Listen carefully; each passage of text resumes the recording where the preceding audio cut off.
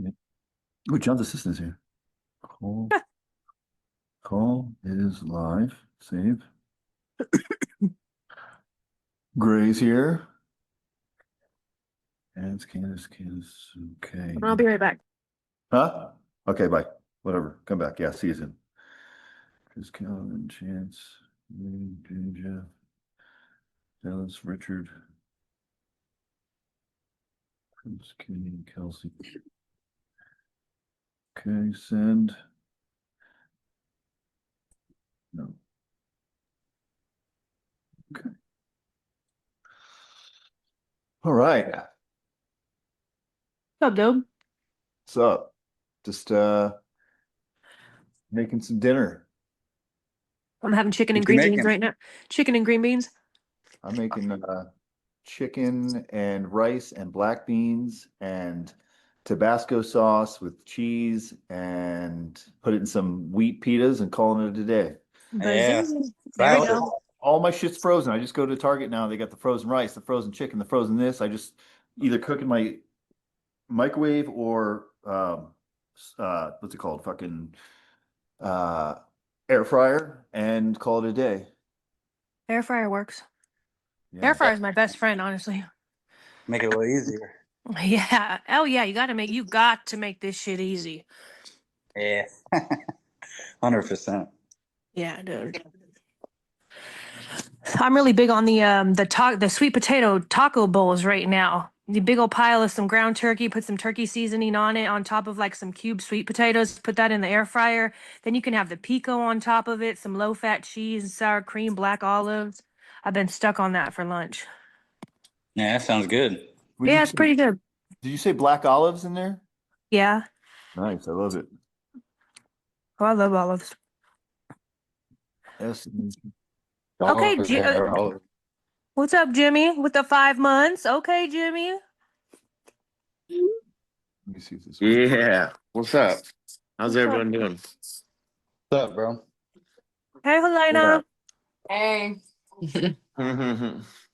You cut your hair? Mm-hmm. Yeah, you did. Okay. Oh, looks good. Yeah. Thank you. Thank you. Mm-hmm. Mm-hmm. Well, I'm gonna get on camera. I'm just stuffing my face right now, so I was not even about to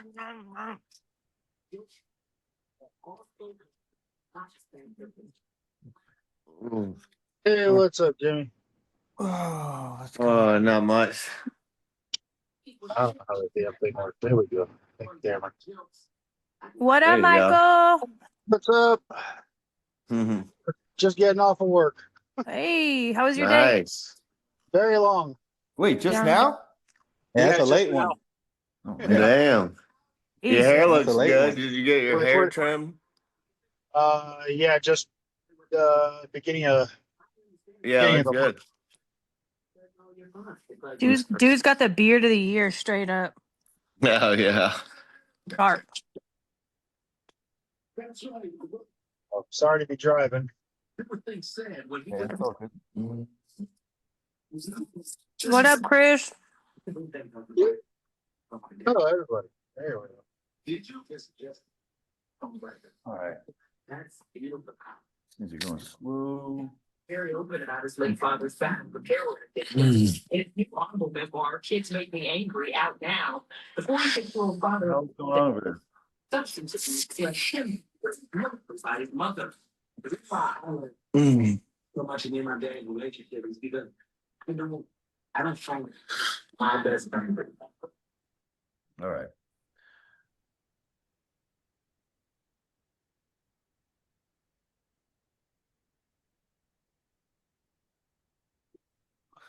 Okay. All right. What we got going on here? John finally made it. There you go. What up, bud? What's going on? Who's Samsung? I don't know. Someone's hiding. I'm trying to send out these messages here. 8. It's going very, very slow. All right. Connor's here. Cool. What up, Connor? Craig's here. Craigie. What up? Yo. Connor with his purple background always. I'm gonna Google it right now. I'll send you a video showing you how to fix that, all right? Okay. I always forget. It's actually pretty easy, but mustache is looking good, Craig. Yeah, So appreciate it, brother. I'm gonna say Gray's is doing what needs to get done too. The stashes are stashing today. Yeah, I know. I wish I didn't Yeah, I have such a can't. weird I can looking. grow a beard, but I don't think I look as good with it. So I keep it. If I didn't have such like a weird chin, I would do the only mustache thing, but I can't. I gotta keep that thing. Yeah, I like my chin is like I love my beard. It makes my chin look bigger. When I take it off, I feel like I don't have a chin. Yeah, that's what my brother does. He's the same way. This is so hearing guys problems. Like I I'm know, just hearing right? girl problems I never hear. Yeah, everyone feels like they have like that small little weak chin when they shave their beard. I just got Like, two fuck, chins. what did I do? Shut up. I did that. I did it once, like fucking 10 years ago, maybe even longer. That 13 years ago, I shaved off my beard, and I just immediately was like, I will never fucking do that. Yeah. I Yeah. I literally JR, bought yeah. that Jaws thing so I could try to make my jaw bigger so my chin would be bigger. I was like, I was obsessed with it. I was like, oh my God, I need my face back. This is JR, great. I've only ever heard girls bitch about shit, and I was still hearing guys. I'm like, I mean, what else? JR shared some good photos of a chin strap I saw back in his day. Oh, yeah. Nice little Oh, chin yeah, strap yeah. going on I had the Abe Lincoln chin strap going on. there. I remember those I days. liked it. I thought it was cool. Hell yeah, I did. Yeah, it was then. Maybe. mean, I think we saw you without your beard in your military picture, right, JR? Yeah. And you Yeah. know, it was fine back then, like when I was real skinny, but I feel like as I, in the military, I was fucking 107. Well, not the whole time. Maybe it's not as bad as I think, it is, but I'm not gonna find out. I'm not giving it a I'm in chance. the middle of a Zoom. All right, so I'm gonna pop around a little bit. We'll get started. We got John here. He can share his story in a little bit. Oh, yeah. Who's got the background? I can get my Zoom meeting to work right. Who's that, Jimmy? Who's got the? I'm gonna mute your asses. So I'm gonna pop around a little bit, and we're gonna check in with you guys. Let's keep it quick, because I don't like keep it under like a minute. And then we'll get cranking. So let's go start with Gray, man. Share me a win for today. Today or the week? The week, whenever. Share me a win for life. Whatever you got. I'm going back to school, getting my GED finally. It's been Hey. a long time. Been a long time overdue. So that and staying sober, biggest thing. So All right. Hey, fire. How's the business? yeah, it's been good. I'm gonna make the career switch into I'm getting my GED because I'm gonna end up going to the police academy. Oh yeah, nice, very nice. That's Law fucking awesome. enforcement. Good shit. Yeah. Appreciate it. All right, brother. man. Let's pop around. Helena, tell me something good. Well, so I spend time with my family. I'm doing good at work and holding in there. I gotta speak to you about something else out of here. It's Okay. what we talked about, it's other stuff. But Okay. I have been able to work out this last week. Well, besides bike riding with my son everywhere, but getting back in Monday because I've been at work Alright. this weekend. So but yeah, everything's good. Life is good. Remember Yeah. that strength training is very important right now. Yeah, I know. So it's just with my eating being curved so much. Yeah. Like just like the appetite has been like I'm I know. trying to get in the protein and I'm trying to do it in small amounts too because if I eat a whole bunch at one time, like then I'm done. Yeah. Like it's Did you I know I talked about it, but did you get some of that clear protein that I told you about? yeah. So I had to order a new one. I had it because Okay. I went through the first one already. So I'm doing 3 of those a day. 3 of those a three day. of those a day. Yeah. So Okay. that's like 60 extra grams of protein, and then I Yeah. have like a protein pancake. I do whatever I can, and just get it in. However, even though I know that Yeah. honestly getting it from the Well, I had to bring down my amount of milligrams so I could be able to eat a little bit more, but Yeah. I'm gonna ramp it back up Monday. But yeah, so I know what I need to do. So I was just feeling weak and stuff like that. And I'm like, Yeah. I didn't like cold and weak. Like Yeah. it was. So, anyways, but yeah, All right. everything's good. Cool, cool, cool. Jimmy, share me a win. Tell me something good. Yeah, I just been sticking on schedule, just doing the same things every day. I've been going out, NA shit, trying to like meet people in recovery, like face to face and do all that stuff. Even though, sometimes it's uncomfortable or it's like, because it's all new people where I live. But I just been staying active, hitting new PRs, like staying on my diet. I got to go to court this week, so I got to take a train back to Richmond. So hopefully my kids can come next week. I gotta go through court with me and my wife can't talk or whatever, so Yeah. we're like, yeah, so we have to go through like a mediator. We'll keep going out there and meeting people. It's and that's how we grow. We got to be uncomfortable. Yeah, I'm definitely being uncomfortable, and it's been all right. We've like went out to the, how they got to eat afterwards and all that, and got a sponsor and all that shit. So I'm doing all the shit they say to do. Let's do it, man. Good job. Michael, tell me something good.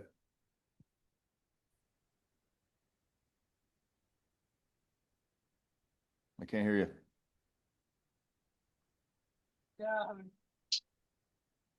Look like he's driving. Yeah. Yeah. You know what? Don't worry about it. We'll come back to you. We'll come back to you. Craig, tell me something good. Yeah, so started logging my stuff again. Here the past couple of days I've gotten some those like a wad in and exercise, just some getting back to exercising. I can't make it to the gym because the ride's down, but I'm getting those exercises in. So nutrition and exercise, man. Mowed the yard today and helped my sister do some yard work at her house. I'm cooked. I got myself a nice little tan and got rid of my farmer's tan. So Oh yeah. yeah, we're doing all right. If you need me to load up any body weight workouts or anything fun, some circuits or something, just let me know. I can throw some. I have some stuff already loaded up, so I can just put it into your training plan. Yeah, if you want, yeah, well, whatever. Yeah, I'll show you. I've told you a little bit about what I have to work with. I've got a 30-pound kettlebell, blah blah Okay, blah. perfect. But yeah, Yeah. Do me a favor. Can you when we're done here, can you text me and tell me exactly what you have? sure can. Okay, Yeah, cool, sure cool, can. cool. All right, Connor, tell me something good. I just finished a bathroom remodel. Hell So yeah. that was good. I finally got it done, so I don't have to work on Saturdays anymore. So that's good. Nice. I've been working the last since March every Saturday and Sunday. So, but I finally got it done. I did the flooring. I caulked all the trim. I got just everything done. So it's been nice. It was a good feeling to finish that project today. Hell yeah, you've been crushing at the gym. You're making it. You're fucking what is that, 4 or 5 days this week or? Yeah, I'm gonna hit tomorrow too, so that way I can do 5 days through the week and then just start again on Monday. Hell yeah, keep it up, brother. So, heck yeah, thank you. All right, Robin, tell me something good. Okay. I hit five workouts this week. Hell yeah. So Back that on was track. cool. I'm sore. I took 6 weeks off and I lowered the weight on some work. It's weird to me how like my hamstring doing squats, hammies, back, I stayed right at the same weight I was when I stopped 6 weeks ago. My quads, Yeah. dang near, I cannot do anywhere near what I did. But no, so I felt good to get back in the gym. And then I found out that Monday Night Raw is going to be here July 19th. So I got tickets. Hell yeah. So even though they're pissing me off right now with wrestling, I'm still going to go and be miserable. It's all good. All right, awesome. Yeah, you're crushing it. It'll all come back very quickly. So you're doing everything you need to do. Thank you.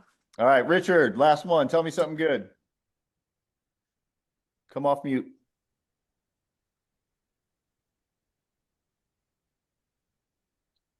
Oh, You got it? No, I got it. Hold on. Richard, where are you? Here, try that. There you go. There we go. Saw the spinal specialist, so totally got cleared for the workouts. He was really cool and he went through the app with me. Nice. Oh, hell yeah. That was awesome. And I was showed him all the exercises you have me doing and what I have been doing. And so being able to go through the calendar, he thought it was awesome. Nice. So, Oh, yeah. and yeah, no injections, no real surgery, maybe some more chiropractic, and I should be good. Oh yeah. So All right. that's all I got. That's all we need. Just one thing is fine. All right. So I got my man John here in the house. I'm going to turn it over to him. He's a military. It was Marines, right? You're a Marine, right? Yes, sir. Yeah. Where's Jimmy here? Jimmy here's you're Army, Jimmy, right? Yeah, I was Army. Okay, that's what I thought. Okay. Yeah. Yeah, so I'm gonna hand it over to John. He's gonna tell you a story, and if you guys got questions at the end, we can do that. So go ahead, John. It's all you. Great, man. Thanks. I appreciate you having me, JR. So just so I get an idea, is everybody here in recovery, or is that the deal? Just so Yeah. I know. Yeah, Okay. and everyone's kind of on their like a different timeline. Some of them are fresh. Some of them have been here for a while. Some of them a year or two down the road. It's all mixed. Nice. Okay. So, so one thing you'll get from me is honesty, guys. I fucking hate Zoom. I'm just gonna keep it. I'm a big energy guy, and I and I know, hey, we're working with what we got, but so forgive me if I get a little. I don't know. It's just hard, right? Like I want to feel you guys, you men, you lady. When I say guys, I'm talking to the ladies too, right? Yeah. So bear with me a little bit. It may take me a while to get going. When I speak about AA and NA, like I hope no one minds cursing. I don't give a fuck if you work AA or NA, right? Like I'm not here, attraction, not promotion, and I'm not here to say one thing's better than the other. I'm just here to tell you, basically what happened for me and what my life's been like. So, 12 steps is a big part of it. You're going to hear a lot about 12 steps, maybe some stuff about God, but man, that's for me and maybe for you. And if not, hey, let it go. My sobriety date is March 19th, 2019. So I'm just over 7 years. And I'll just kind of go through it. I don't want, and also, JR, I'd love to, if someone has a question, they can raise their hand if you see it. Like, I like interaction, man. I really like interaction. So as I'm going through this, if it's something that you can relate to, or if you struggle with, or you got questions on, just stop me, man. I don't mind anybody interrupting me, and let's have a good back and forth, because that's kind of the way I like to roll. I've shared my story a million times at meetings, and it's way more comfortable, and I think you get more out of it when it's more of like a give and take. So feel free to interrupt. I'll start at the very beginning for you guys, right? I grew up down here in South Florida. I'm in Boca Raton, Florida right now. Born and raised down here. Grew up in like I would say lower middle class or upper lower class, however you want to kind of say it. But I grew up, those that don't know, Boca Raton is one of the richest cities in the world, right? Or in the country. And so being on the lower end of that, I kind of thought I was poor, right? Little did I know until later that I definitely wasn't poor. In fact, I had everything I ever needed. But I was raised by my mom and dad.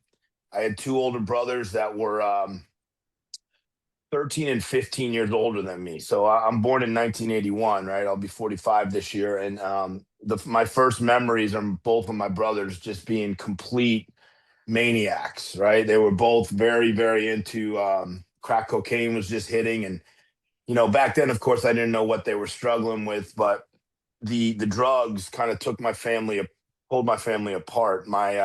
They were my dad's kids, not my mom's. So I was my mom's only child. And they were constantly at each other's throats. My mom, didn't really like my brothers because they were doing things they were doing. And so my first memory was chaos, is my point, right? And I remember, Did your parents use? no, Okay. no, my dad, they drink, but they're definitely not drug. Maybe they smoke pot. I don't even fucking know, but it wasn't caused by my parents. It was straight chaos from my older brothers. But again, so I'm like 4 or 5 years old.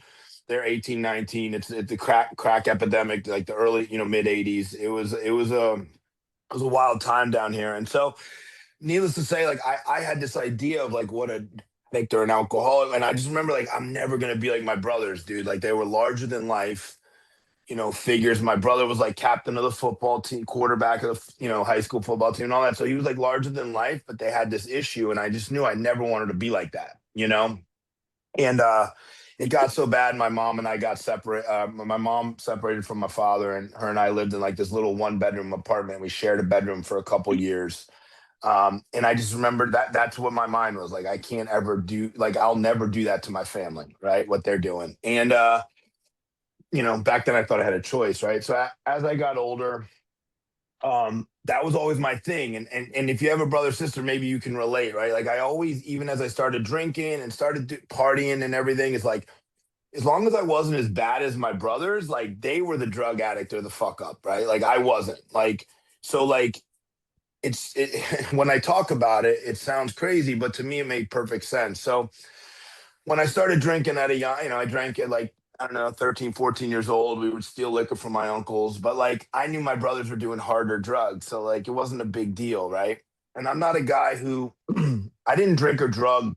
Um, some people do it to be more social. I was a very social kid. I really drank, and as I started doing more drugs, because I liked getting fucked up. I liked the effect produced by alcohol and drugs. Um, that across the board.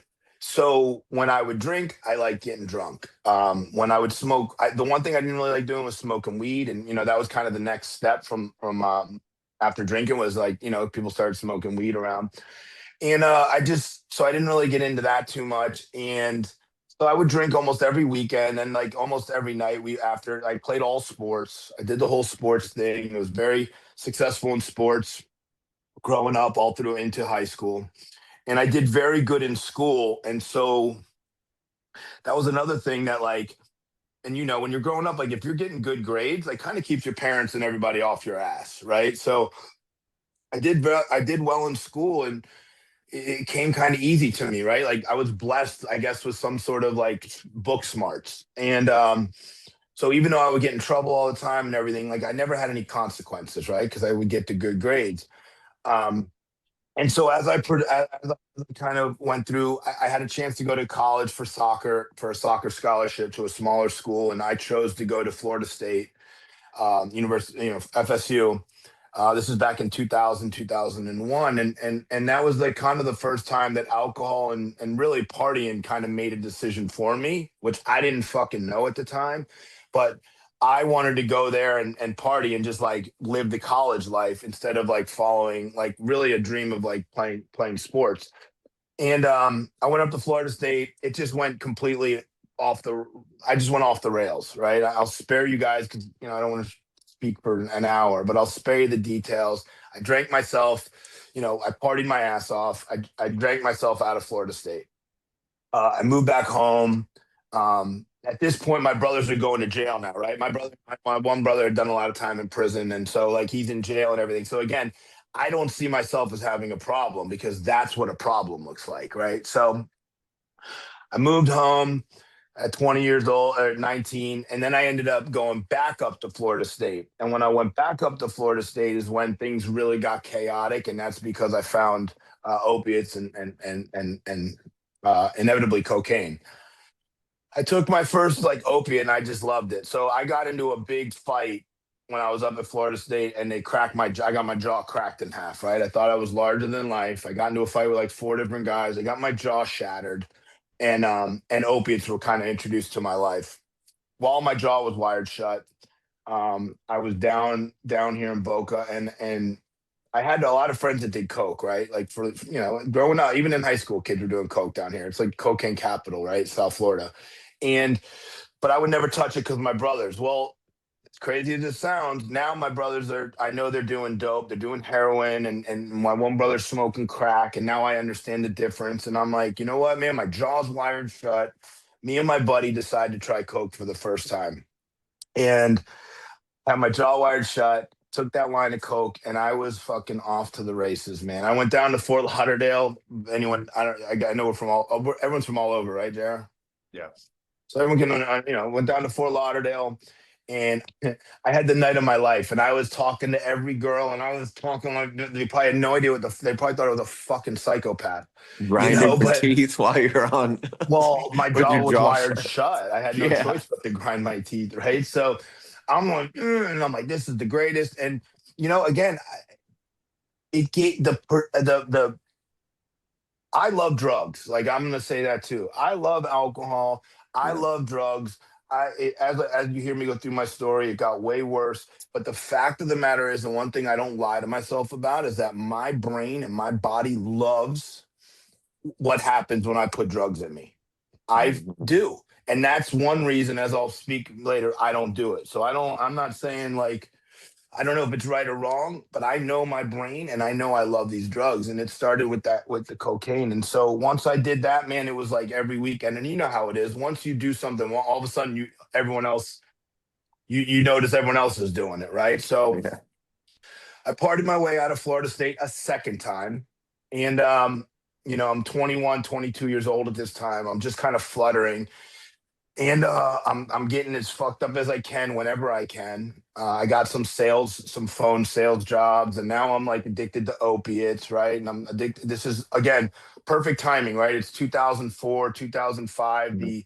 The pill game down in South Florida and the pill mills. Everyone's coming from everywhere, so Yeah. as long as you know people and you know where to get the prescriptions, it's not that expensive, and it was just out of control, and I took full advantage of it. And so again, I'll fast forward 3-4 years, couple DUIs, couple drug charges, and now I beat them all. I beat the drug charges, right? So I don't have a record either. So again, consequences, right? Like this is the story of my life, bro. Like just like when I was younger, if I didn't have consequences, then I wasn't that bad. Again, I got brothers in prison at this point, right?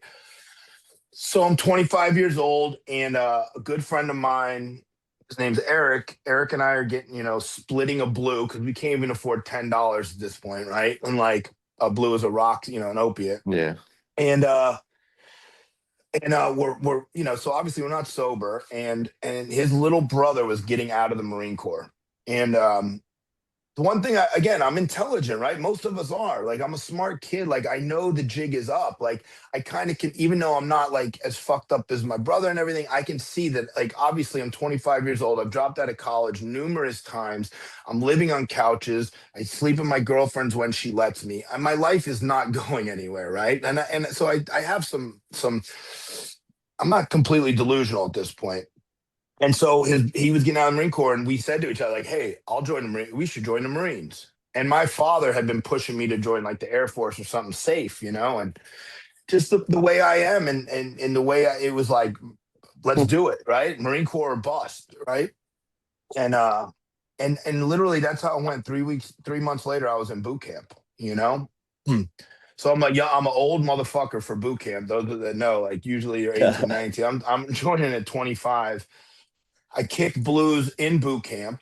I had tried my best to wean down on the opiates, and I ended up getting it down, but still, like, so I kicked in boot camp, and everyone thinks that's crazy, but anyone that's kicked in jail or anything else, like, it was the best kick of my life. Yeah. It was easy because they kept you moving.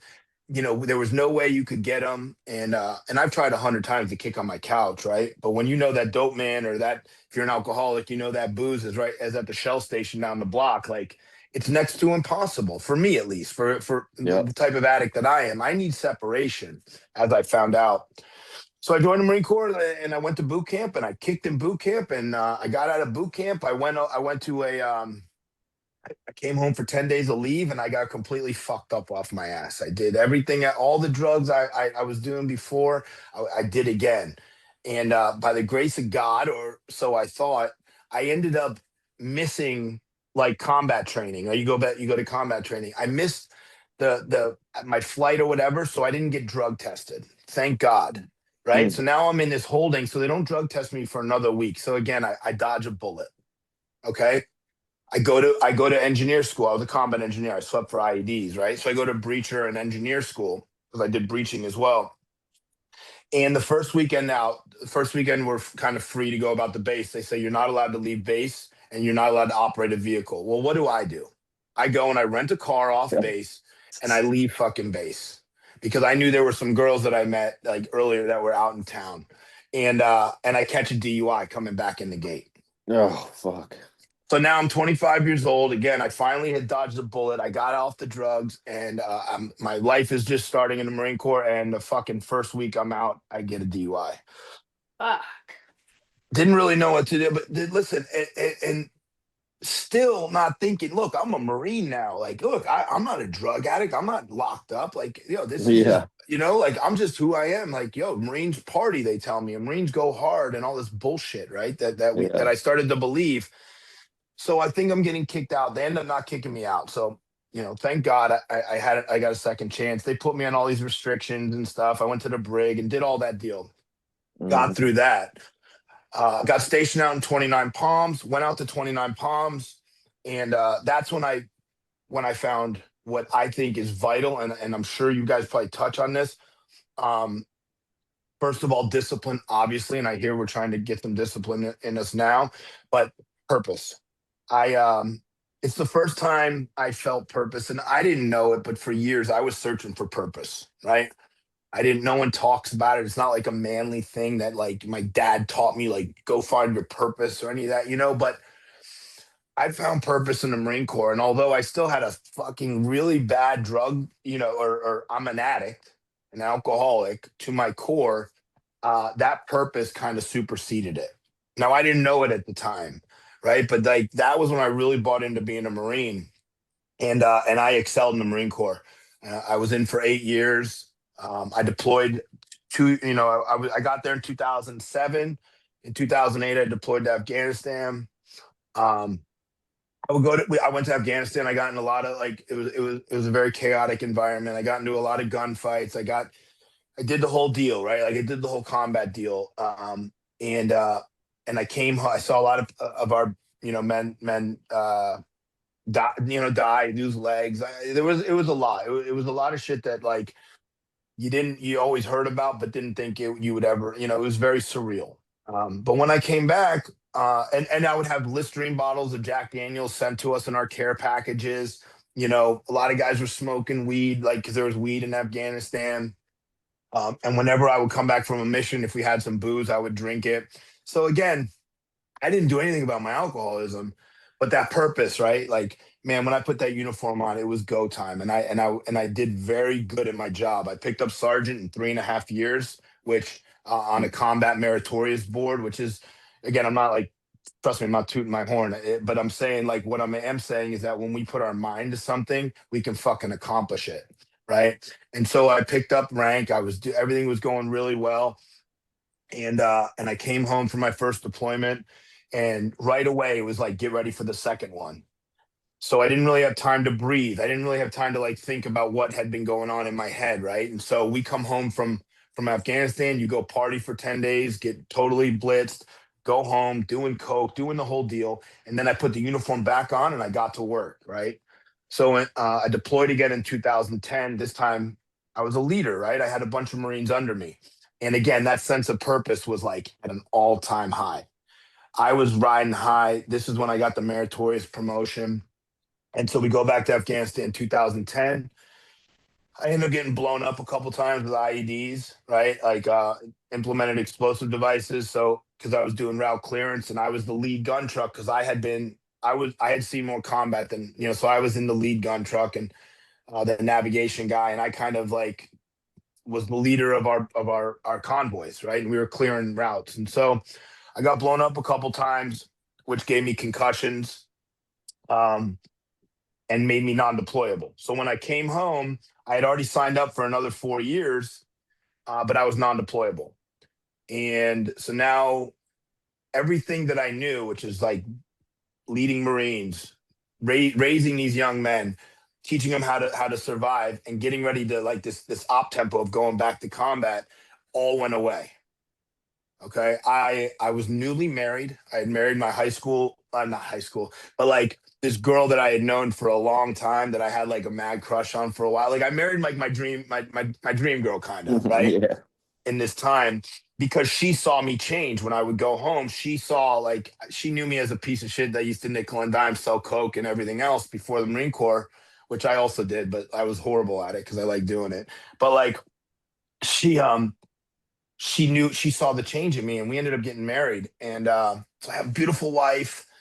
I got everything. I'm this like, my family considers me a hero. I've been to combat twice. I've been blown, injured, da da da da.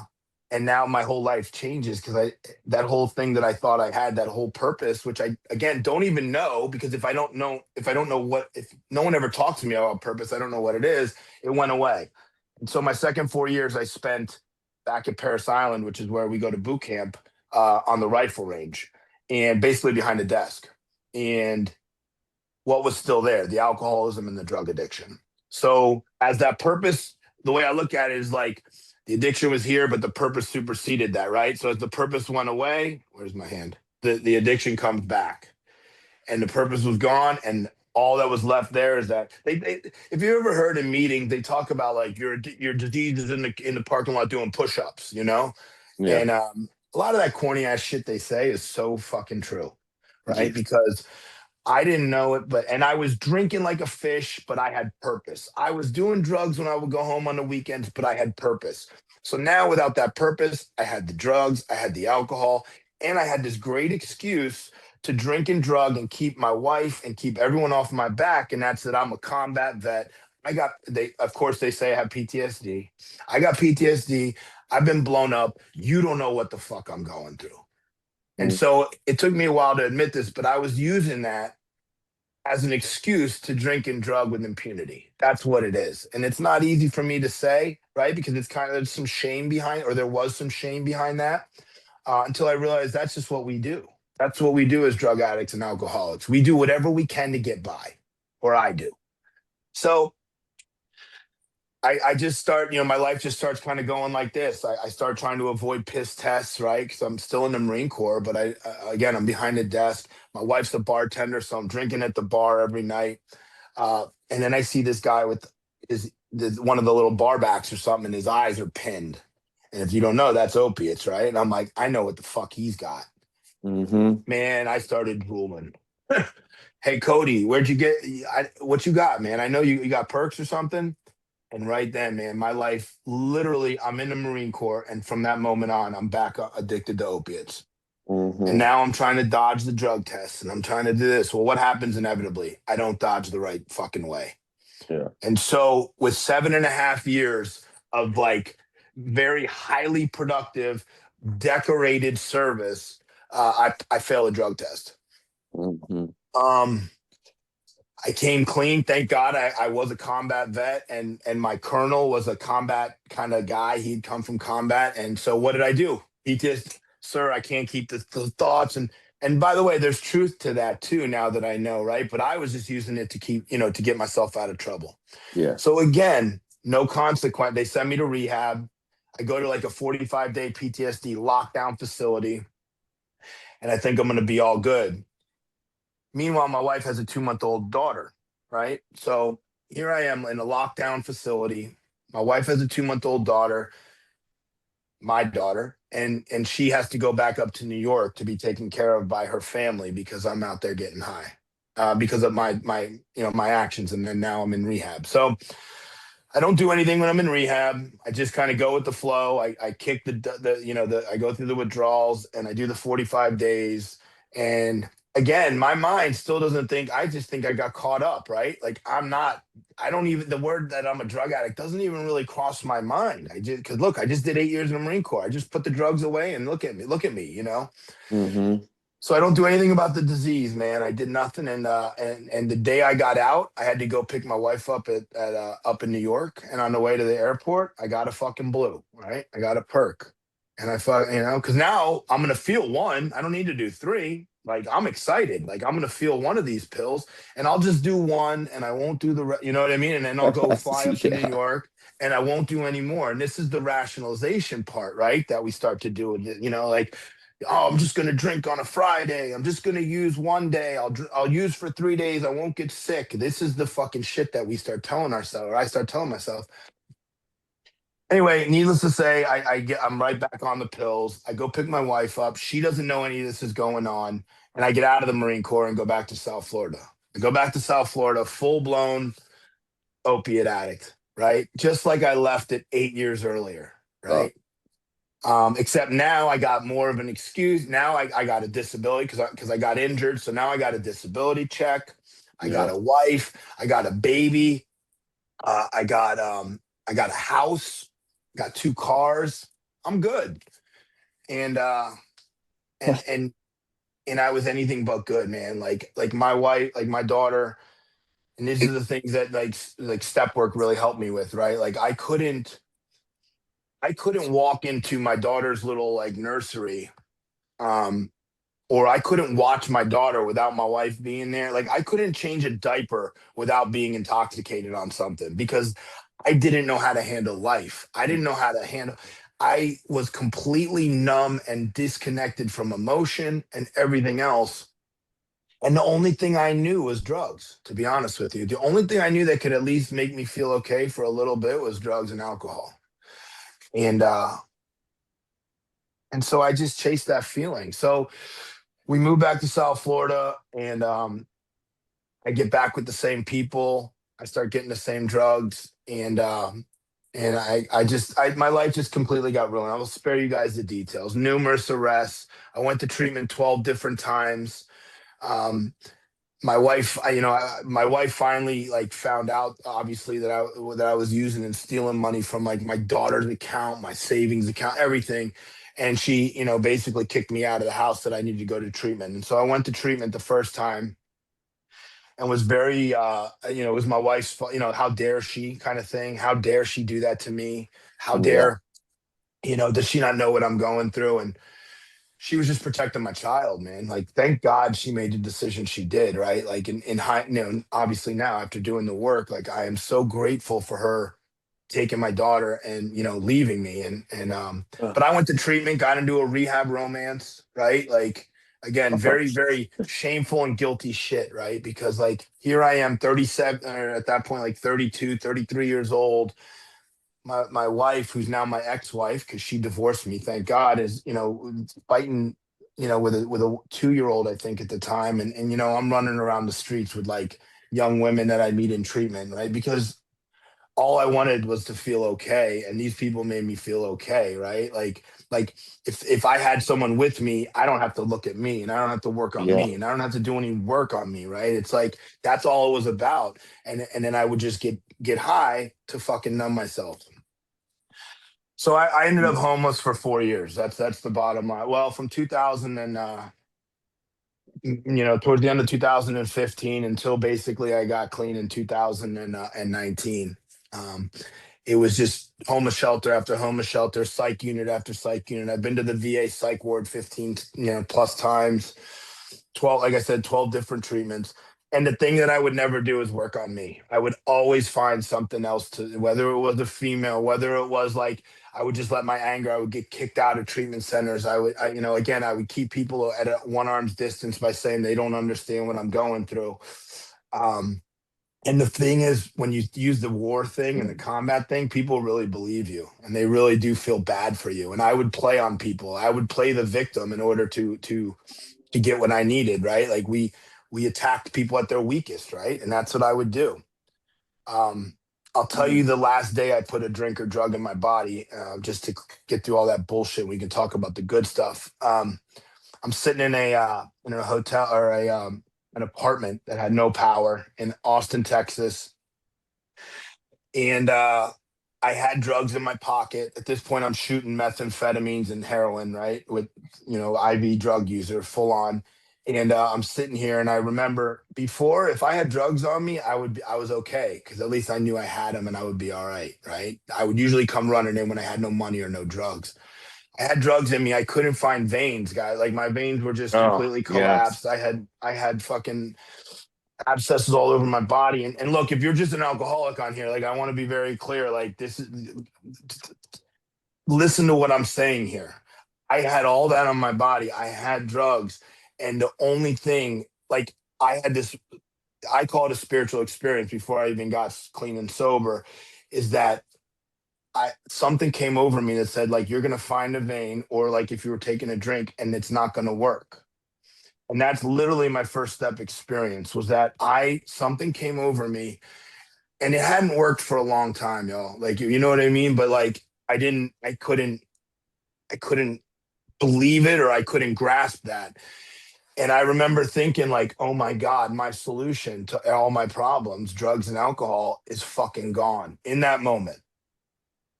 It took me 2 weeks, a week or two to get into treatment, right? I called this guy at this nonprofit. It was the reason I was in Texas. And I said, please, I cried. He makes fun of me, right? I called him, this big tough fucking Marine, crying like a baby into the phone.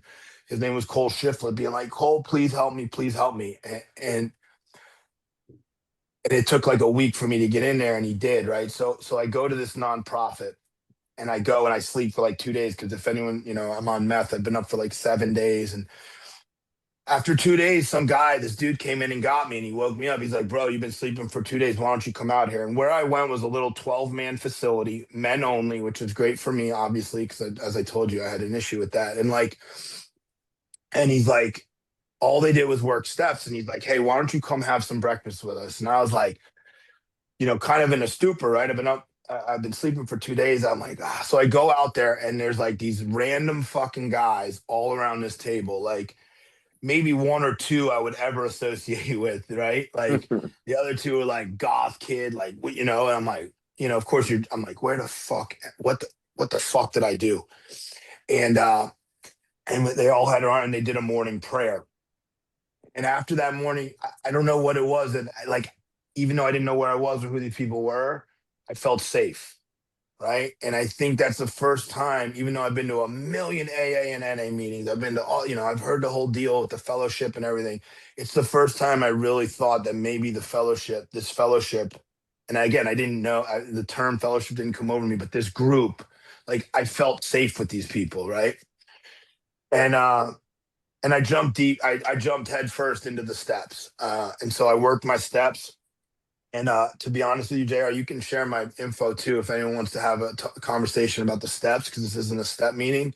But I think the steps, no matter whether you work a program or don't, are a great way to kind of structure your recovery, or structure a great life, really, right? Because it deals with everything that you need to do, especially when you've been in the places we've been in. You've hurt the people we've hurt, and you've hurt yourself the way that I hurt me. But I jumped right into the steps. And I remember it was like a week later. I've been there a week, so I'm starting to not feel like shit anymore. That this other guy was in there, and he was in. So the detox room that I was in was downstairs, and everyone else lived upstairs. So I had graduated to upstairs, and there was a guy named John sleeping. He'd been doing the same thing. He'd been sleeping for 2 days. And I was like, yo, let me just go wake this motherfucker up. Right? Like, so that's what they did for me. Like, let me go get this guy, man. Maybe I needed it, right? Maybe he needs it. So I go in there.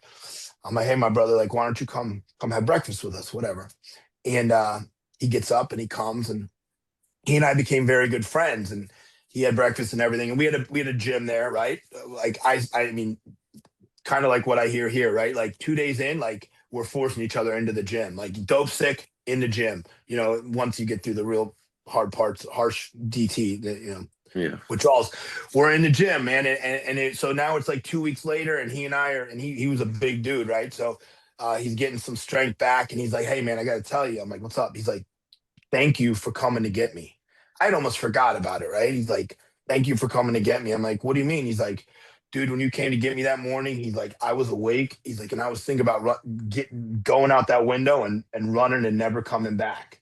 And look, again, right? I'm not a fucking hero. I'm not like I just did what someone did for me. Yeah. And that's kind of, again, like, it is a steps thing, but like doing for others what they Yeah. can't do for themselves, right? Like, I just did what people did for me. And it was another, like, kind of like, this is the spiritual experiences that the 12 steps talk about that I was having, right? One was when I wasn't even sober yet. This one was when it was like, it just, I really started to believe that if I actually took the advice or took the suggestions that people were giving me, that shit might actually change. I always wanted to give and take. I'll take that, but I don't want to take that. I'll listen to JR about my calorie intake, but I, like, what the fuck does he know? That, like, I'm just, that's the, but JR knows, right? Or this guy knows, or the 12 steps know. And it's like, if I'm going to follow it, I have to follow the formula to the end. And that psychic change. They call it spiritual awakening, psychic change. It was a psychic change. It was a shift in my perspective. It was like, but I'm the type that has to rant. Like, you could tell me that wall's not going to break, but I got to bash my head into it and make sure, right? Like, that's who I am. Mm-hmm. So that was another great experience. And I just continued to, so I worked my 12 steps. I did the amends that I needed to do. And I did my like 35 days. I think I was there. And when I got out, man, I had nothing, bro. I had nothing. I still had the garbage bag with my clothes in it, and someone gave me an opportunity to to go to a sober living, and had 2 weeks to pay the rent because I had no money. My wife and I had a protective order against my daughter. My wife was up in New York. She ran back to New York. Thank God. Took my daughter and ran to New York. And I'm in Texas. Don't know anybody but these guys. And I go to a sober living, man. I got a job immediately, and doing moving, which I hate moving. You know, like I just did I just did what I had to do to get through that fucking day and get to the next day to get my rent paid. And I didn't worry about the bullshit. The biggest thing I did is I said, all right, you know what? I may never get my wife back. I may never see my daughter again because, as I said, the unfaithful, right? The shit, the infidelities to my daughter, to my wife, and just the complete terror. I was a terrorist in everyone in my family's life. But what I would always try and do when I go to treatment is try and get my wife back, try and get my job, try and get some money, try and get my kid back. Da, da, da. I try and do all this shit. And what would I do? None of it, right? Because I'd try and do it my way, and I'd start manipulating. I'd start doing all these things. So I just said, you know what? I may never get my wife back. I may never see my daughter, or, I may not be able to even fight for my daughter for a couple years. And I may, have to, until I'm ready to actually fight for her. And I worked on myself, dude. I worked on myself. I got back into the gym. I went to the gym every day. I went to my meeting every day. I started to eat better. I started to stick with that fellowship and tried to help other guys and bring them along. And again, not because I'm a fucking great guy, because it's what I was told to do and it's what someone did for me. And my life started to turn around. I got a job. I worked in treatment for adolescents. I got to see what the other side of it, like these young kids struggling. And my life started to get better. At about close to a year, or about 9-10 months sober, my ex-wife calls me and she goes, "Yo, you need to get up here to be a father to your daughter." Like, my daughter's a little wild motherfucker, right? She in a good way. She's crazy. And she was like 4 at this time. Now, I haven't seen her in a couple years. I was able to FaceTime. My ex-wife would FaceTime me with her, but I hadn't had any relationship with her for a good 3 years. And I was scared to death when she said I needed to come back there, right? But I talked to my therapist and I talked to my sponsor, and they're like, "Are you crazy? Like, if you don't go there now, you may never see that little girl again." And so I took a stab, right? I consider it faith, right? In the 12 steps, it's the third step, principle behind the third step being faith, right? Second step being hope. I always hoped I would get my daughter back, but I didn't have any real evidence that I would. This was the faith. I just walked in faith. I went up to New York. I rented a room. I started to just and my wife would let me see my daughter like once a week, right? My ex-wife had a boyfriend. What do I want to do, guys? Right? Like, I want to show that motherfucker, alpha that motherfucker, right? Like, I want to go shake his hand hard, be like, "Yo." And my therapist, or I don't know who said it, my sponsor was like, "Hey, man, is he good to your daughter?" And I'm like, all accounts are he's very good to my daughter. He doesn't try and be dad, but he's very good to her and everything. And he goes, "Then why the fuck would you want to even be a dick to him? Like why? Because you threw your wife and daughter away, and he didn't, And those are harsh truths, right? Those are truths that I wouldn't want to hear any other time, but I was in a position to hear him, and he was absolutely right. So you know what I did? I went up, I shook his hand, and he was a really good guy. And I think my ex-wife saw these things, right? She saw me not being an immature piece of shit anymore, and saw me like being just a co-parent and being a good man. And she inevitably, and I'm going to skip through all of it, right? Like, she was with that guy for another year, and I co-parented, and she gave me a little bit more control, that she would give me my daughter for a week at a time. And my daughter started to build this bond. I couldn't feel this bond with my child when I was drinking and drugging, and I had all this shit going on in my head post Marine Corps, right? And I had a lot of shame against that. I had so much shame that I would see other guys with their kids, and I didn't, and I could see the love, and I couldn't feel it. And for the first time, you know, having cleared my mind and worked on myself, like I started to build this relationship with my child, to the point where, you know, after a year, it was like 50-50 custody. And another 6 months later, my wife breaks up with this dude, and her and I start co-parenting, like, and doing things and going on trips together and shit, like, you know, or going on outings together, and inevitably end up getting back together. So after 6.5 years of divorce, here I am. I got my wife and my daughter back, and I to this day, it's still. I mean, it's been like 4 years now, 3-4 years. It's like I still can't believe it. But one thing I know, the fact that I know, is that the way I got them back is by not trying to get them back.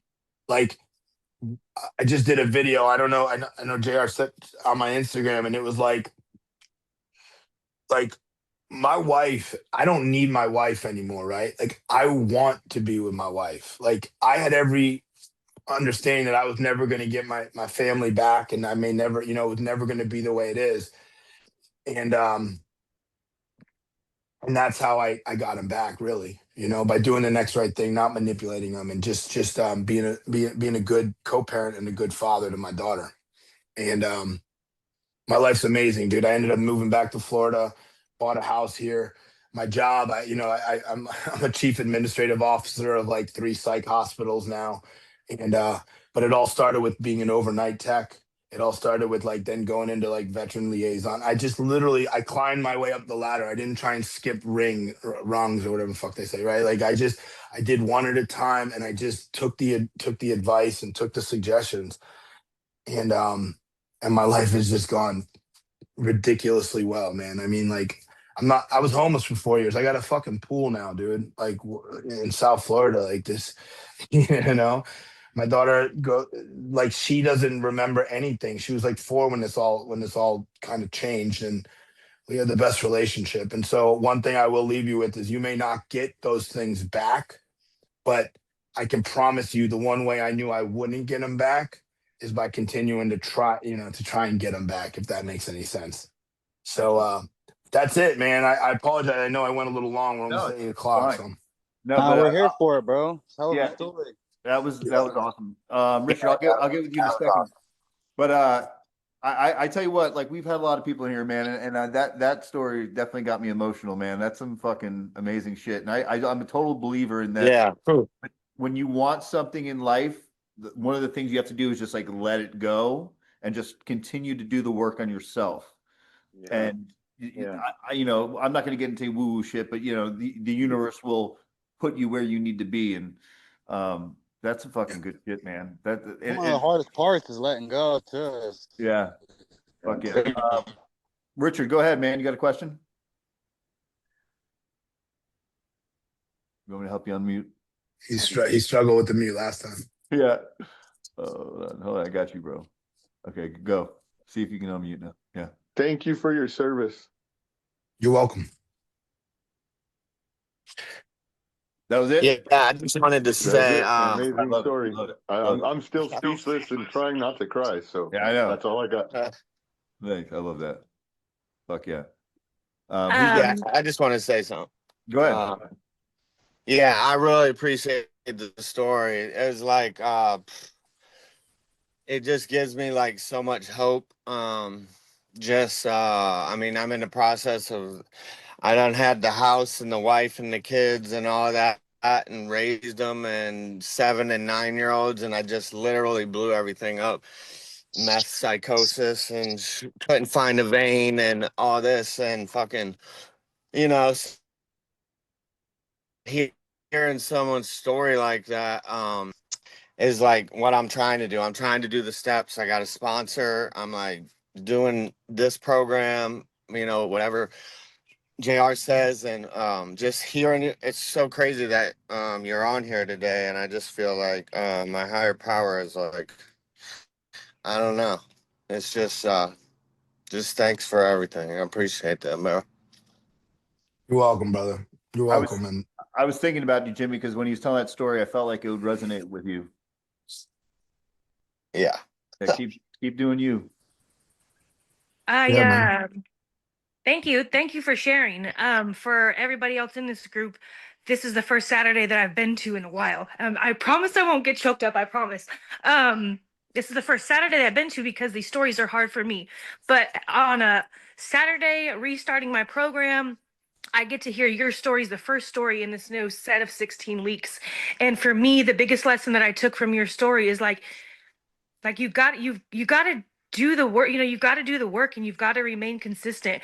As drug addicts, we want that instant gratification. We want to do a little bit and get a lot of it. And no, when it comes to getting sober and getting your life together, you got to put the work in, and you got to stay just doing it. There's going to be days where we're not in a good mood. There's going to be, times where we're dealing with stuff that we used to bury. And so thank you so much for sharing. I resonated with so much of the story. And I'm really grateful that I heard it. And as far as the things that come back into your life, when you stop using, right? Like, we don't realize how much money, time, energy we put into being drug addicts and stuff. Like, I've got a jewelry box now filled with jewelry. My credit scores jumped 50 plus points in the last 4 months. Like, things like that are like, that used to go to blow. You know what I mean? And now I've got credit card offers and things like that. So all this goodness just and I wasn't trying to do those things. It's just, you just start naturally doing good things and things start evening out. Thank you so much for sharing your story today. I appreciate it. You're welcome. Thank you. I got something. A lot of Yes. Well, thank you. First of all, I can resonate with you on homelessness and shooting up and all that. And I lost my son to DCF, but now I'm back in my life. And anyways, but I find it to be a very humbling experience. Going through losing everything and then being able and then having absolutely nothing and trying to figure out how you're going to eat, how you're going to bathe, or how to get your next fix or whatever. But not even just that. At this point, it's just surviving. Surviving the streets. And so I appreciate you sharing your story. And I can resonate now too with you. Now I'm back in working my field in aviation, which is, going from the bottom, not figuring what am I doing with my life, or what am I supposed to be doing, and then get into a recovery program. And although I've kind of struggled with my people with AA, I don't know. I'm still trying to find my people, but I'm still sticking with it. But I appreciate it because it really resonated with me on that level. So thank you. Thank you. Greg. Yeah, man. That was a hell of a story, bro. Yeah, hell of a story, man. That's awesome. I resonated with a lot of it. I'm not a serviceman, former serviceman, former military, or anything like that. But I just related to it. One of the things I wanted to speak on was the step work.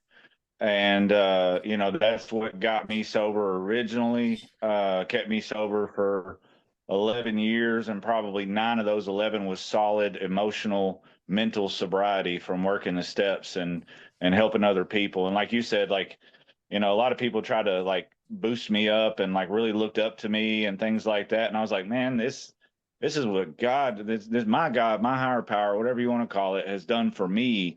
And I'm just trying to share the knowledge that was given to me. Like, this isn't my stuff. This has been around helping other people for a long time, and I've just been given. It's been revealed to me, and I'm just trying to shine the light for someone else, and it's nothing I'm doing.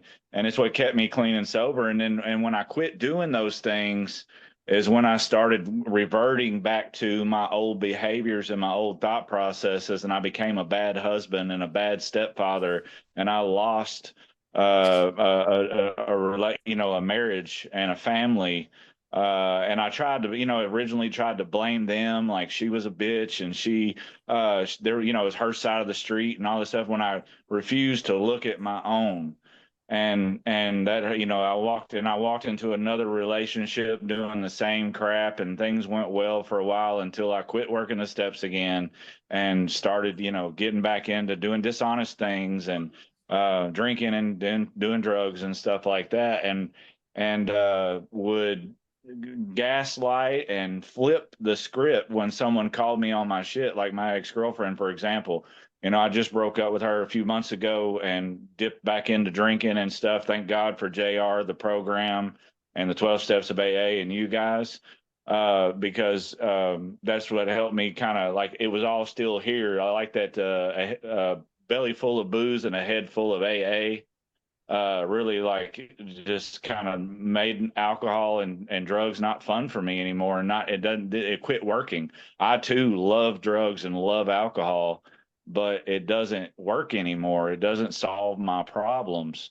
And so going back through this round, I realized that I needed to go back into those steps. I got back into some meetings, and it's not AA doesn't have a monopoly on sobriety and recovery. We know that, but it works, and it works for me. It's worked for you.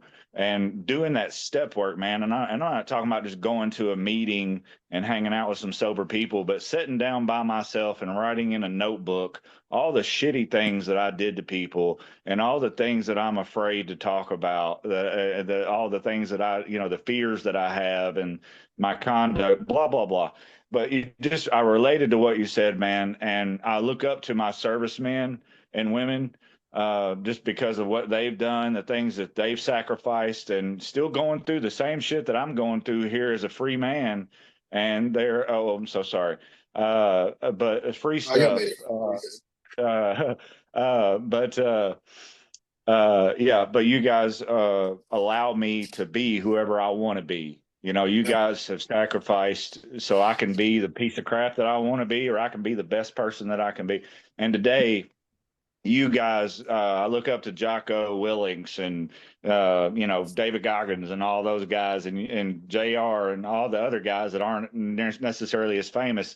But the point is like, I think about you guys, and I want to be the best that I can be, not be a lazy piece of crap, and be an honest person, upright person, and be the best that I can be, because someone out there is sacrificing their life and their time so that I can live a good life.